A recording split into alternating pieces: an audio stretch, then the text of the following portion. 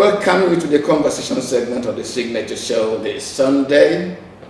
You may be wondering why, in the past 3 weeks, we have been dwelling on the matter of national security.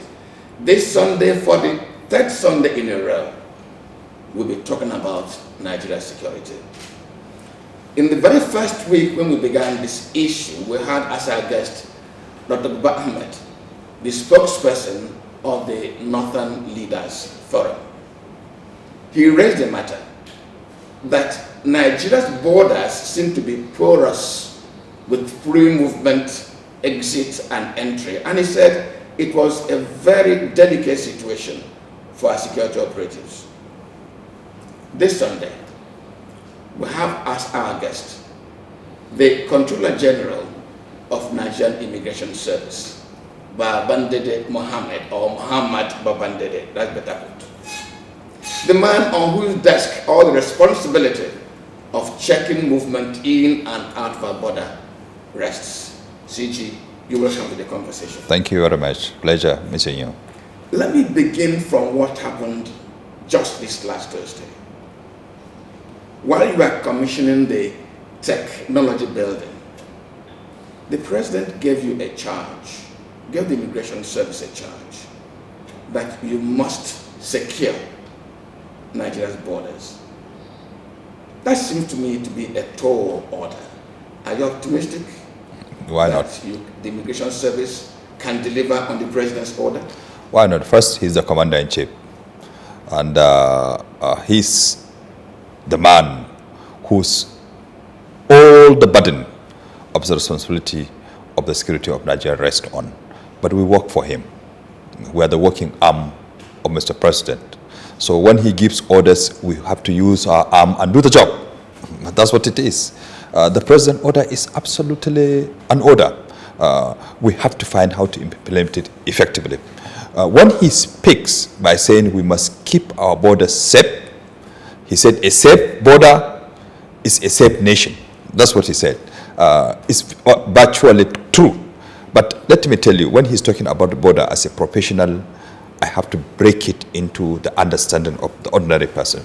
He spoke as the commander-in-chief in a one-word language which we need to translate in the working arms. When he speaks about border, and when he tells us to select the right people to enter our country and stop the bad guys from entering our country, he was speaking about land, sea, and air. I know people, when they hear border, they begin to think only of land border. For us professionals, when we think about border, we talk about land, sea, and air. But before you come to the land, sea, and air, we talk about the virtual border. There are many people who want to come into Nigeria, but they have no right to come to the border except we consented. Our neighbors have the right to come to the border and seek permission to enter. That is ECOWAS members. Our members of the African countries, they have the right to come to our air border. As long as you have the passport of Africa, you have the right to take an aircraft and arrive at any of our airports. You will be issued a border visa on arrival if you are qualified. If there is a problem, we return you back or we arrest you. So these are the filters Mr. President has asked us to ensure compliance. Let me start with the air border. The air border are categorized into many groups. But all of them are people who intend to come to Nigeria, but they seek permission before they leave their countries. An American citizen, a Chinese citizen, a German citizen, let me give you a continental setting of it, who wants to come to Nigeria, he needs to get a visa. And that visa is processed even before he leaves his country. He can either go to the embassy and get the visa, or he applies for visa on arrival if he's coming for short business visa. In all the two circumstances, we have introduced a great filter for it. I'm glad to say that 2017, we started rolling out what we call biometric visa. In the olden years, I was once an attaché in Germany, 1991 to 95. What is visa? A visa was a rubber stamp. We just take a rubber stamp and stamp it on a passport. It's a visa. Later, we went to the visa virginity. Today, we have to capture the biometric of the visa applicant and take the photograph of the person. That is a great filter. And this biometric system is there right in my office. I can see it. I can assess it. That's why this center is commissioned. It is available. We allow you to see it without carrying the details, but you can have a look. So that filter is good. We can filter before the person comes. We can do that. But there are people who are not Nigerian citizens, who are African countries, because Mr. President, in commitment to the African free trade, allow Africans to pick their visa at the point of entry. Operationally, he has accepted that we should only allow them to come through our airport, not land borders. So if a Tunisian comes to Semi, or he comes to Libya, we'll say, no, you cannot get a visa. You have to fly to Abuja or Lagos Enugu to get the visa. When he arrives at the airport, he is also given a biometric visa. His names are searched against suspect index before it's Interpol wanted list, and the visa is issued at the point, and it's biometric. You can see how the security has improved. The greatest challenge we have are the West ECOWAS system, which my elder senior brother Baba Ahmed, whom I know I respect a great deal, he might be talking about, saying that the free movement in West Africa is the cause of the problem. Many people spoke about that, and I just laughed that, look, free movement was based on our cultural setting. Our forefathers, it's not this government, our forefathers looked at how we were shared into Nigeria, Niger, Benin, Cameroon, and said there has to be a union where we can integrate better. The colonial, I have been to Berlin, that's where the partition of Africa was done. It was a biro or a pencil they drew, straight line, across houses. When Berlin was divided east and west, they cried for years until Germany came back together, and still are talking about Korea. But Africa has remained like that. So our forefathers said, look, let us create an avenue where our nationals can interact with one another without compromise. That time they were not even looking at security. Security was not an issue. So today, the rules remain the same thing, but nothing has changed. Only we are not implementing it properly. The rule says you will enter each other's country through a recognized border and with a travel document. The rule has not changed. It's only a challenge of implementation. And the challenge of implementation comes from inadequate manpower, inadequate infrastructure on the territory. I had lived and worked in Germany for a good 5 years, and I know how the Schengen system works. I dropped myself across. If you want to go to Germany from Belgium, there is a highway, or there's a railway, or good air connection. Today, it is easier for you to go to France than to go to the capital of Niger from Abuja, because no roads. So how do you control these people who could easily pass through the bush? It's easier than for them to pass through the road. So I want people to look at this as an infrastructural issue, as issue of developmental issue. If we are able to invest, like the railway, Mr. President has worked, Nigerian, the people shouted, why do you take railway to... We said, these are the infrastructure that we are lacking to make connectivity better. So there's not wrong with free movement. The rule says you enter each other's countries through a recognized port of entry without a visa and stay for a period not exceeding 90 days, and ensure that if you stay more than 90 days, you also seek employment permit before you take up job. That's why Minister of Interior tasked us further during the open Senate. He said reduce the period of stay of registration to 30 days if it's not a diplomat, and he said he would expand the registration center. We had registration centers open by Mr. President last year, centers in each state, but it's not enough. He promised to help Nigerian immigration to have registration centers in each senatorial district of the country. So what I'm saying is that it is not bad. People always, when they have problems, they look at foreigners. It's not only Nigeria. Remember the xenophobia case in South Africa. Remember, even in Europe, they will say it's foreigners, it's escapism. Because if you know the number of Nigerians in Ghana, if you know the number of Nigerians in Niger, if you know the number of Nigerians across West Africa, you will not be able to be talking about against foreigners. They are not only in numbers, but they have huge economic investment in these countries. And they're in charge of spare part businesses, they're in charge of estate businesses, they're in charge of small shop, banks. And so, please, people should not see only the negative side of it. What Mr. President told us is to select those people. Bring the good guys and stop the bad guys. And this building is one of it. CG, let me pay for your last word. Bring the good guys, stop the bad guys. The bad guys are the reason for conversational security, not the good guys. And these bad guys, do not always respect the formal, legitimate route for entry. And that, to me, seems to create a problem for your organization, doesn't it? Yes, that's why many actions have been taken. And we are calling on Mr. President to improve the capacity gap available on ground. This building is a typical example of that gap. First, we are running for e-border. You will see a test case of what we call e-border, where we can see real thing that is happening at the border. If we see it, we can ask support from Air Force or from Navy, if it's close to naval issue, or Army. Whoever could come to solve the situation, we can be able to see and react. This has not been in existence, and Mr. President wants to roll this in 86 border posts in the country. And the command and control center is going to be in the headquarters. We can be able to show you, but without necessarily being able to telecast, because it's a security area. You will see, so that you can believe that Mr. President is committed in having e-border. That is key. It is there. On our side, we have established forward operational bases. In the last 1 month, I have opened 3 forward operational bases in Bilal, in Adamawa, in Akwa Ibom, and in Oyo. The idea of forward operational bases is to establish a place of patrol for officers with radio communication, with patrol vehicles, where they can sleep, patrol, and come back, so that we can fill the gaps of the patrol. If we have additional of this forward operation, it will solve the problem. We have also established a very good radio system. We can connect. Our radio is digital, and it can connect with the military. Because if you will have a look, that we can monitor, we can do a lot of operation, which I cannot be able to tell you with this kind of communication. So we are well established to do that. The only gap available is that we need to expand our activities at the border.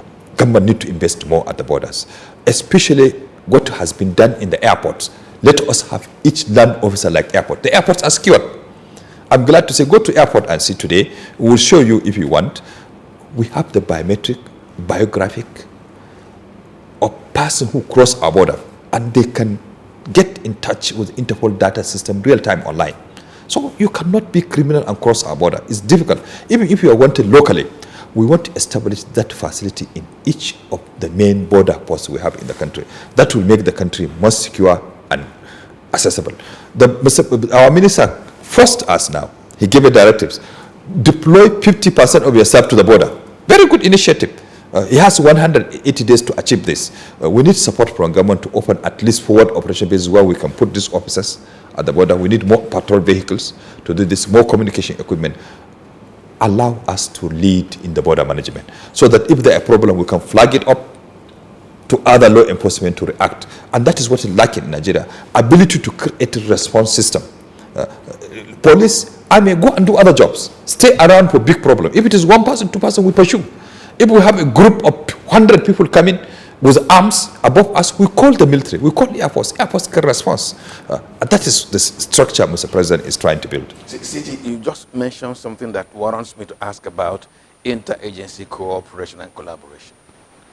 You have the professional competence that I suspect you do not have all the capacity to pursue these big guys, the very big bad guys who are undermining the economy and the security of the country. What is the level of collaboration between you and other agencies to be able to deliver on the expectations of Mr. President? For the first time, Mr. President established the rapid Operation Swift Response under the Office of the National Security Advisor.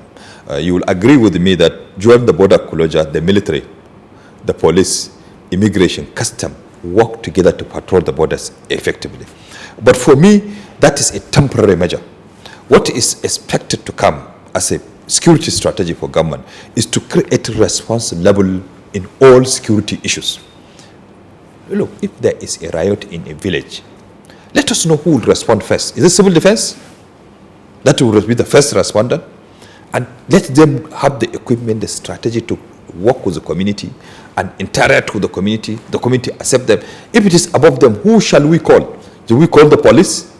After police, who do we call? Before the military comes. But now everybody wants to call the military first. When you put your goal first, you have nothing to present in the future. So I'd like to see greater response strategy, which every agency has a responsibility. Our argument to government is that give us the border, strengthen us, so that we can have ability to flag up issues like you say, the bad guys. Let us be at the border. Let us be in charge of the border, day-to-day operation. If we see things wrong above us, let us get in touch with the relevant agency that can respond. And government should create a system that will monitor the ability of agencies to collaborate. It's key. If immigration sees something at the border, and if it calls an agency, let government know that that agency has been called and has been able to respond. In the US, it is called tasking and coordination. So you have somebody who can task and coordinate this. If immigration is asked, there is somebody, an aircraft landed this evening, and it is carrying a suspected terrorist by information available, and immigration slips, didn't check the terrorists enter this country, somebody should pay the price.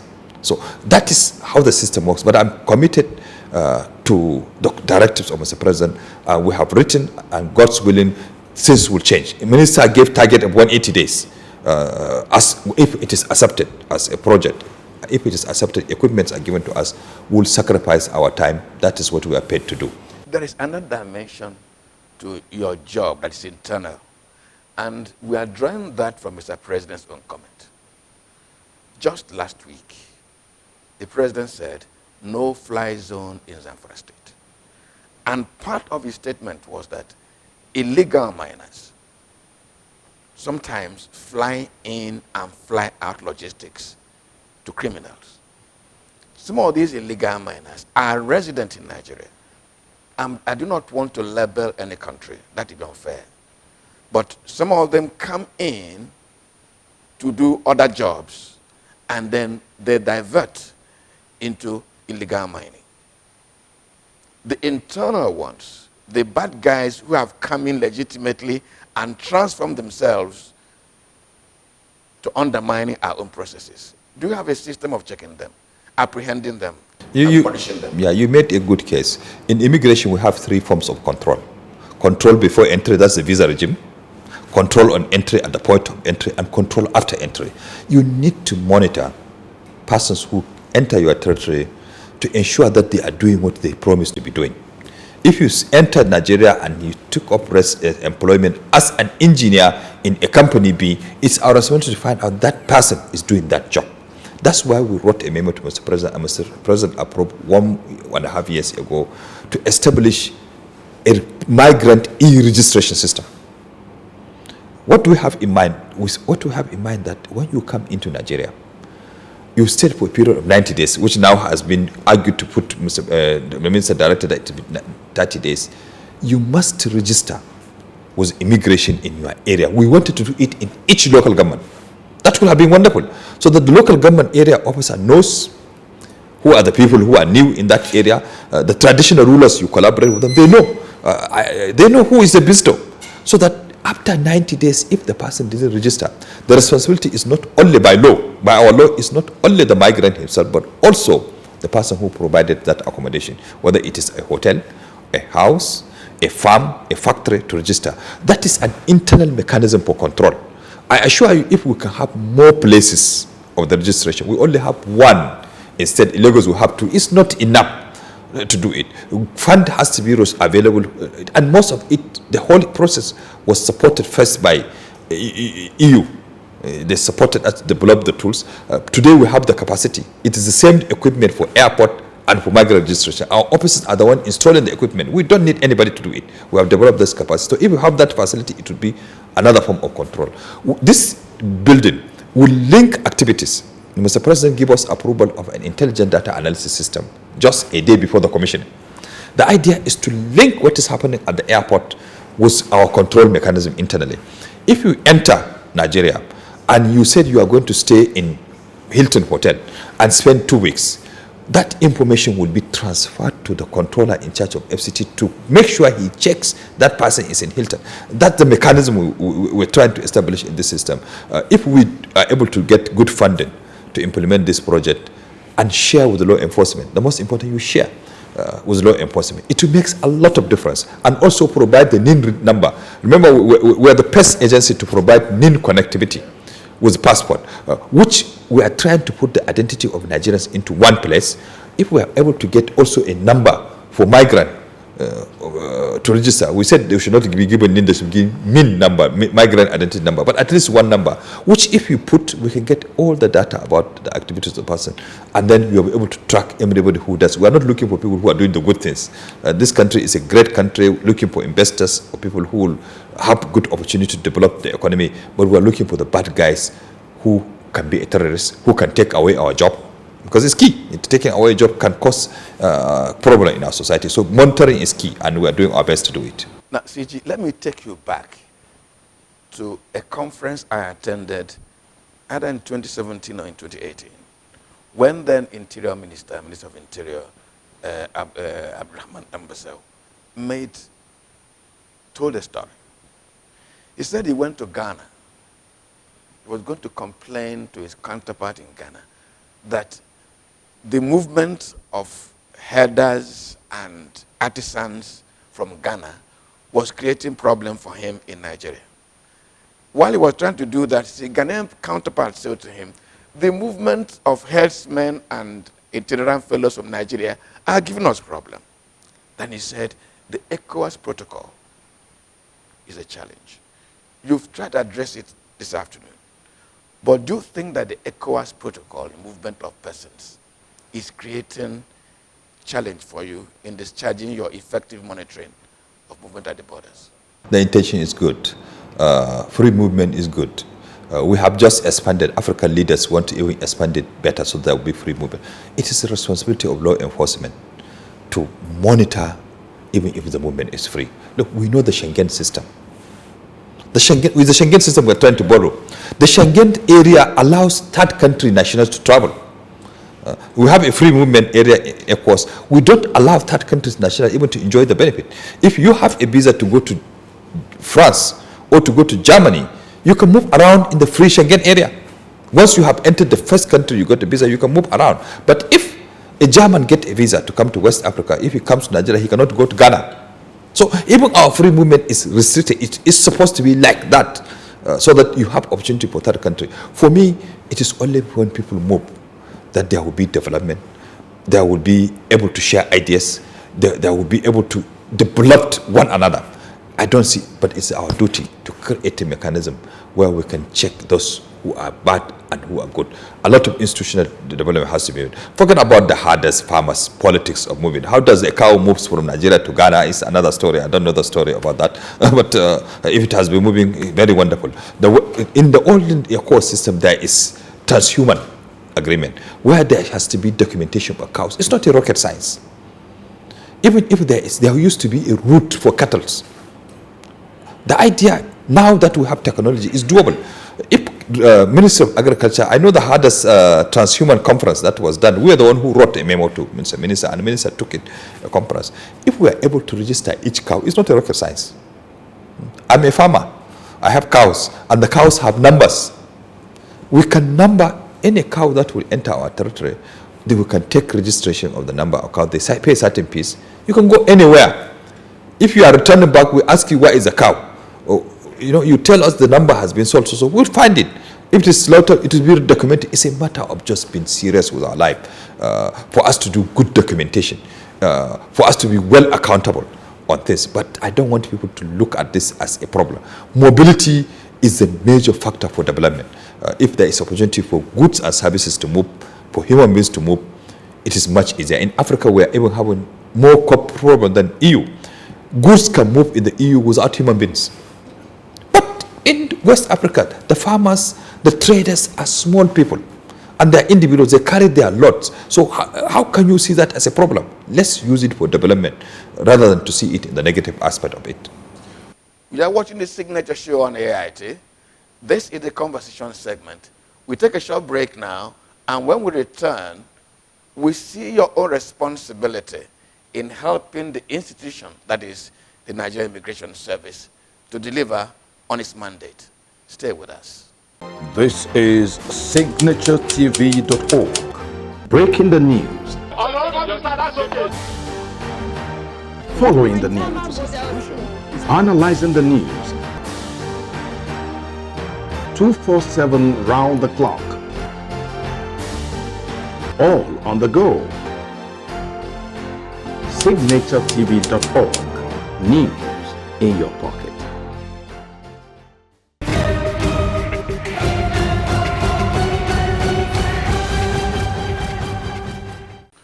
You're welcome back. Now, you've been following this conversation in the past 26 minutes. Maybe you say it is the responsibility of the Nigerian Immigration Service, border, migration, the good guys, the bad guys, but I think you have a role to play. CG, what level of cooperation and collaboration do you expect from border communities? And governance is about people. If there's nobody, there will be no immigration to control anybody. And we are public servants to serve the people. We have deliberately developed a border management strategy. And in it, it has 4 principles. One of it, we should see border as a security area. We should see border as a trade area. We should see border as integration of Africa or West Africa. Lastly, we should see border as a human rights issue. These 4 issues are in the border policy strategy 2019 to 2023. What are we saying about human rights? It's about community interaction. I'm sorry to say that the border communities have been neglected. When they say neglected, everybody looks at Abuja. It's not Abuja alone. It's state governments and also local governments. They are part of that community. And we too, we are part of border community because we have our control posts, we have our offices in that area. When the head of the border community came, the DG border community paid a courtesy call on this office just last week. We told him we are part of the border community. We are everywhere at the border, in the community. We need water. We need good road. It is even good for us. There are good roads for people to follow. We need electricity. We need mobile so that we don't use the mobile of our neighbors. I went to Belal control post in Adamawa. On my way back after leaving the border patrol, my handset said, "Welcome to Nigeria." That was long time after I left the border, which means they were paying roaming fees at the border. So the border community are key to national development. As governments at all levels, federal, state, local government need to invest at this border so that they feel they are part of Nigeria. It is when they feel that they can contribute more to Nigeria. And people should not see border community people as their job is smuggling. You know, I pity my senior brother, the CG Customs, because however much we went around during the border closure, and he said that, look, he went to one of the borders and somebody said, "What is your job?" He said, "I'm a smuggler." So people see nothing wrong that there is a border between Nigeria and Niger or between Nigeria and Benin. Please, border community, that border exists. If you're a Hausa or you're Yoruba or Gun, know that you are living in a different country. That border is artificial, but unfortunately it is still around. What the British says is that one of the most bitter, a British historian, one of the most bitter, but lasting legacy of colonial rule is the international colonial boundary. It is there. What can we do? It is Nigeria and Niger. So you need to know you are going into another country. So the border community need to have that separation in their mind that, look, they are in Nigeria. They are not in Benin, or they should just not carry back and enter and come out. They should follow due process in that. But it has to be built in trust. We'd also expect the Niger border community to bear with us and use travel document. Some of them say it's very difficult. ECOWAS has simplified the travel document to a card, and the Ministry of Interior has already signed the contract with a company to produce only a card instead of passport. Imagine if you have passport booklet, you have to go to market, you'll be stamping, it's too much. And Nigerians don't like ID. I don't know what has happened to us. The Francophone countries, they like ID, but Nigerians, we don't like ID. I don't know whether the British taught us not to like ID, I don't know, but we need to do a lot of campaign in those communities to tell people that you need to carry the ECOWAS travel certificate, which is now going to be in only a card, which we can scan. We are providing equipment even to scan with the mobile minders so that we can document. Nigerians in that community should embrace the idea of carrying identity. Let them not cross. And if you see a village nearby, just don't cross. Patrol people will pick you and you will charge you. Just last year, we were able to prosecute 30-something cases along Sokoto axis. People who decide to go through the backyard and continue their journey. We arrest them and say, you cannot. The law says you must appear before an immigration officer. So you cannot cross anyhow. So we need to the community to understand they are living in another country. They need to carry travel document. They need to pass through the appropriate authority, and they should help my colleagues in custom. Let them not to make smuggling a business, because that is what it makes them to cross. Most of them to carry petrol or to carry this. You don't need to do that. Remain in your country so that you can contribute to its development. See, how much is human trafficking a challenge to you? Luckily, I have been also a man who handled human trafficking for many years. I'm part of the people who established NAPTIP. When NAPTIP I was the first director of investigation in NAPTIP. So trafficking is a big issue. But human trafficking is not a law enforcement job alone. It's a societal problem. I could remember when my daughter was seeing me in handling trafficking like 17 years ago. She asked me, "Daddy, why is it that they're not trafficking somebody from London to Nigeria?" It's a big question. The reasons are very simple, is that there are push factors that move people away. And those push factors need to be addressed. We cannot, however much we patrol the borders, people would like to sneak away because of certain factors that is pushing them. Unemployment, not opportunities to get things done for them, things become very difficult, so people will drive, and our population is growing. For me, the best solution to human trafficking is not a law enforcement job. It's an issue of commitment to our country, to develop our country, enlighten our people, and also discuss with Europe where they want to go. Give us opportunity to give you normal employment. We have a quota slot for Oibos who come to work in Shell, to work in Total, to come and construction companies. If you need a driver, why should the driver follow the desert? Oibos need drivers, Africans. They need nurses to work on them. But these people have to walk through the desert. Some of them die, cross the sea before they are employed. Do it in a normal way of employment. We need to dialogue at the International Forum on Migration. We need to find best way the South can go to the North and work legally and earn money. Well, CG, I'm about to cap this conversation, but those watching at home are expecting me to ask you one question. And that is, what is the good news, the biggest news you can give the Nigerian today about his passport? Well, very good news. And bad news for bad boys. Just 3 weeks ago, Mr. President approved for us to link our data with International Civil Aviation Public Key Directorate for passport. What does that mean? Means that all our passport has a signature and a number, a key number. So any passport we issue will upload it into the Public Key Directorate, which means it's accessible to all countries in the world. So Nigerians should know that, but the bad guys, the criminals, that if you claim that your passport is full, you come and reissue it, and you decide to use it elsewhere, that passport key has been cancelled technically in the data system. So you appear in the airport will tell you that passport is not valid. For lost and stolen passport, we have achieved that feat since last year. Any passport that is lost, if you come to us and bring police report, if you bring affidavit, you say your passport is lost, we give you a new passport, no problem.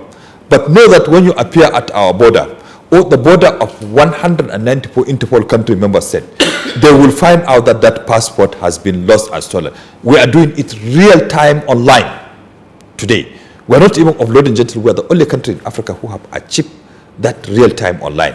The good news is that just a day before Mr. President came to Commission Technology, he also approved facilities of ICT where if we develop it, we hope to achieve that in the next 1 month or two, our passport will be able to be used, because we are going to supply the keys of the passport to member countries so they can use it to open gates that are automated in any airport in the world. In the previous time when you travel, you see people who use their passport and pass gates automated. Yours will not open. Today, we have got approval from Mr. President. I assure you, in the next 1 month, we should be able to be uploading the key of Nigerian passport on the PKD database when we establish the PKI, public key infrastructure, and we upload this passport which can be read at any border that has facilities for e-gate. So you can put your e-gate and cross borders like any other developed economy. This is the good news. We have gotten booklet. We had challenges of booklet. Nigerians complained at scarcity of booklet. You waited, you couldn't get booklet. We have gotten booklet, and government is doing all what it can to see that passport is produced in Nigeria. If passport is produced in Nigeria, it's fine. We have even made it easier for you. Now you can get a passport valid for 10 years. So don't come back. Mr. President launched the enhanced passport 15th January 2019. What does he want? He has given provision for 10 years validity. Nigerians were complaining, why my passport is only 5 years? We have 10 years passport validity and 64 page. So you take it, we don't see you until after 10 years. It's a great opportunity to do that. We have improved the quality of the booklet. Unlike before, you hold your passport, you go to the sun, it has problem. We have run into polycarbonate. Forgery is difficult, so it's only for the bad guys, which is bad news. But for the good guys, your passport becomes stronger with good quality, which you can handle anywhere in the world. So that's good news for Nigerians. CG, once upon a time, it was easy to get Nigerian young men employed in immigration service. Once upon a time, the immigration service was said to have some of the finest minds because of their interaction with the public at the highest level. How easy is it to get employed in Nigerian immigration service? What quality of manpower do you have today to be able to deliver on your mandate? This is my last question. Well, first, the quality of men are tested on ground. I'm glad to tell you that look at the commissioning we did virtual. Look at the officers who did the presentation. They are all professional immigration officers. Today, immigration officers can install service equipment that we are running in the system. It's great. Today, we are in 58 diplomatic missions in the world. We are great people who have great exposure. Today, immigration officers, you see them smart, well-dressed, well-equipped, ready to work. We are not the same immigration service of the many years you talk about. It was easy many years because it was not as attractive as today. Today it's attractive more than, so competition is high. 390,000 applied for 4,000 jobs of immigration last year. 4,000 slots. We were able to assess and allow 70,000 to attend the interview, but 30,000 were able to sit for the exam because of the locations. They had challenges. Fine. We're shortlisting around 6,000 to go for physical examination. We are handling the COVID issue, so it's delaying us physically because we need to. We can't employ immigration officer in absentia. He has to be examined physically to make sure he's the same height, he has the capacity to do border patrol. When we are told to deploy 50% of people to borders, you must take capable people. You attend paramilitary training, so you need to make capable. So we need to see them physically. So it's not as easy to enter immigration now as before. It is more attractive. And I'm telling you, if you make a list of jobs in Nigeria, do a survey, what job will young men will choose? The choice of immigration will come among the first 5 among agencies, because we are very presentable. We're elite agency. We have officers who are capable. We respect human rights and women, gender. In the top management of gender, you see the balance is almost 40-60. And we are the only law enforcement agency that has produced heads that are women 3 times. We are great and greater than others. So this is an elite organization that respects human rights, that has gender balance, and has opportunity for growth and professionalism. We are very proud. So coming in with it would be very top. Controller-General, Nigerian Immigration Service, Muhammed Babadende, thank you for coming to the show. Thank you so much. Let's meet on Sunday next week. You know, the conversation never stops. It's cyclic. My name is Muhammed Babadende Comptroller-General. Enjoy the rest of your afternoon. Good afternoon.